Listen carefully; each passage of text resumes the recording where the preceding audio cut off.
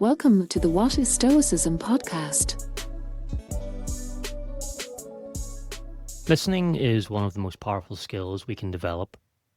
Not just listening to others, but listening to ourselves, to nature, and even to the inner workings of our own minds. In every case, the quality of our listening shapes the quality of our lives. When we listen to others, we gain a greater understanding of humanity. We open ourselves to new perspectives and ways of thinking. True listening, free from judgment, deepens our empathy and fosters connection. It is, as the Stoics might say, a practice of justice, giving others the respect and attention they are due. But it can also stir fear. We may hesitate to listen deeply because we dread what others might think of us, or we fear being changed by what we hear. When we listen to our own inner voice, we come to know ourselves better. We learn to acknowledge our desires, needs, and aversions. We build trust in ourselves by cultivating an internal refuge, a mental space where we can consult our principles before making decisions. Yet this too can be uncomfortable. When we listen honestly, we sometimes discover shortcomings we'd rather ignore. When we listen to nature, we tune into the harmony of existence itself. The bird song, the wind, the flowing water. These sounds remind us of the interconnectedness of all things, and of our small but meaningful place within the larger whole. And yet even this kind of listening can provoke unease, for nature reminds us that everything changes, that nothing lasts forever. As Ryan Holiday writes in Courage is Calling, how and what we choose to listen to defines the shape of our lives. Quote, "We choose what voice we will listen to. We choose whether we'll play it safe, think small, be afraid, conform, hide, or be cynical. We choose whether we will break these fears down, whether we'll go our own way, whether we look down over the side of the narrow bridge and turn back, or keep going." End quote. Listening in this sense becomes an act of courage. Do we listen in a way that opens the world up to us or shuts it down? Do we listen in a way that helps us grow or in a way that keeps us confined by fear? Even when listening reveals uncomfortable truths, it remains essential. Darren Brown, in his book Happy, encourages us not to avoid our internal disturbances, but to approach them with curiosity. Quote, "Why would we not wish to pay attention to these disturbances if they have something to teach us? Anxiety is a signal that we are not in harmony with ourselves. It is good to detach from worthless sources of worry, but also vital for our flourishing, to listen to those rumblings and see from whence they arise." End quote. Zeno of Citium, the founder of Stoicism, offered the same advice in simpler form. The reason why we have 2 ears and only 1 mouth is that we may listen the more and talk the less. To listen more deeply, to others, to ourselves, to nature, is to live more fully. It's also to live more wisely.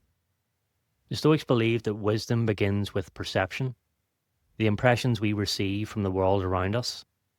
But perception alone isn't enough. We must learn to process what we hear and see with discernment. Here, another key Stoic idea enters the picture: assent. In his commentary on Epictetus's works, the translator Robin Waterfield describes assent as the process through which the mind evaluates incoming impressions. He explains it in a series of simple steps. 1. We receive an impression, something external like a sight or sound, or something internal like a thought or memory. 2. The impression is presented to the mind, what the Stoics called the hegemonikon, or command center. 3. The impression appears as a kind of proposition, offering us information about the world. And 4. The mind then chooses whether to assent, to accept it as true, or to withhold assent, suspending judgment until more clarity arises. This decision, whether to assent or not, is at the very heart of Stoic practice. As Epictetus puts it, what is it that reason professes to do? Establish the truth, eliminate falsehood, and suspend judgment in uncertain cases. Our assent determines our desires and aversions. When we assent to an impression that something is desirable, we form a desire. When we assent to the idea that something is to be avoided, we form an aversion. If we withhold assent, however, if we pause before automatically reacting, we create a space of freedom. The ancient skeptics called this suspension of judgment epoche, and the French philosopher Michel de Montaigne admired it so deeply that he had the word engraved on a series of medals, along with the image of a pair of weighing scales. As Sarah Bakewell recounts in How to Live, the scales symbolize balance and the importance of weighing impressions before accepting them. Listening and assent, then, are closely related. To listen well is to receive impressions without haste. To practice Stoic assent is to decide deliberately how to respond to them. Both require attentiveness, humility, and patience. Both are antidotes to arrogance, prejudice, and reactivity. Epictetus' guidance applies beautifully here. We must be alert and observant at every moment because, as Waterfield writes, at every moment a host of impressions is crowding in on us. Whether we're listening to a friend, observing nature, or confronting our own thoughts, we're constantly interpreting and assenting to impressions. The challenge and the opportunity is to do so consciously. Listening then isn't passive, it's active wisdom. It's the practice of receiving impressions without surrendering to them, or hearing without immediately judging, of allowing truth to emerge rather than forcing it. So listen more to others, to your own inner voice, to nature's quiet lessons, and to the countless impressions that you meet each day. But listen also with discernment, giving your assent carefully, choosing which voices to trust and which fears to let go.